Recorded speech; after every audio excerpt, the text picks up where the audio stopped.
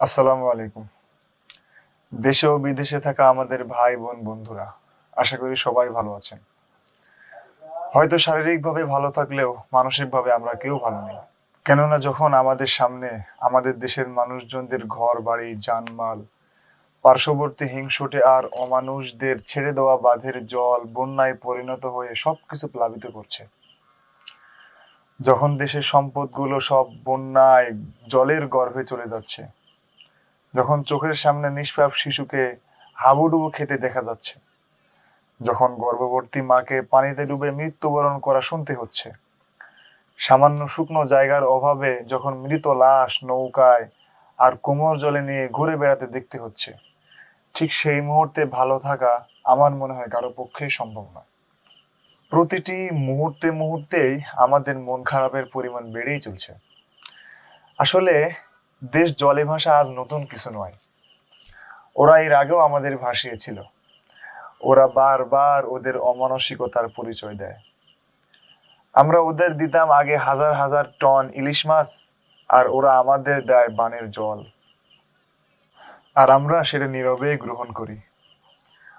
ওরা ওদের ইচ্ছে মতো আমাদের দেশের অর্থনৈতিক, রাজনৈতিক, কূটনৈতিক সহ সব ক্ষেত্রেই হস্তক্ষেপ করত। আমরা শুধু নীরব দর্শক হয়ে সেগুলো সহ্য করতাম, প্রতিবাদ করতাম না। জানি প্রতিবাদ করলেই হয়তো রাষ্ট্রদ্রোহী, মুক্তিযুদ্ধের চেতনা বিরোধী খেতাব দিয়ে দিত। সেজন্য আমাদের মুখে তালা দিয়েই এসব সহ্য করতে হতো।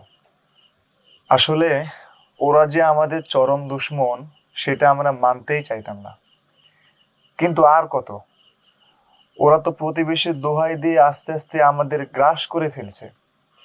ওদের এই আগ্রাসী কর্মকাণ্ডগুলো যদি আমরা খুব তাড়াতাড়ি রুখে না দেই, তাহলে হয়তোবা আমাদের খুব তাড়াতাড়ি আবার পরাধীনতার শিকলে আবদ্ধ হতে হবে। তাই আসুন, উগ্রবাদী প্রতিবেশীকে আমরা শক্ত হাতে দমন করার পরিকল্পনা গ্রহণ করি। আমাদের দেশে চলমান ওদের সকল পণ্য আমরা বয়কট করি। ওদের সাথে রাষ্ট্রীয় সকল সম্পর্ক আমরা বিচ্ছিন্ন করে দিই। ওদের সকল ষড়যন্ত্র আমরা রুখে দেই।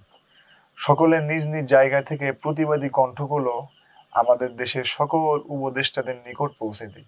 পরিশেষে অনুরোধ, নিজ নিজ অবস্থান থেকে বন্যার্ত সকলদের সাহায্যে আমরা এগিয়ে আসি।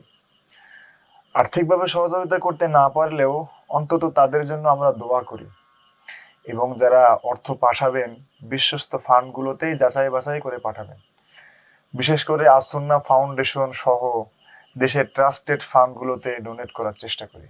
তাই আসুন, আমরা দেশের স্বৈরাচার যেভাবে দমন করেছি, দেশের দুর্যোগ ও বিপদাপদ মোকাবেলাতেও সংঘবদ্ধ হয়ে দেশের কল্যাণে নিজেদের নিয়োজিত করি। আপনাদের সবার জন্য শুভকামনা। দেশের এই ভয়ঙ্কর পরিস্থিতিতে যারা এই বন্যায় নিজেদের ঘর বাড়ি হারিয়েছে, নিজেদের সম্পদ হারিয়েছে, পরিবার হারিয়েছে, আল্লাহ তাদের সকলকে এই ধৈর্য ধারণ করা তৌফিক দিক।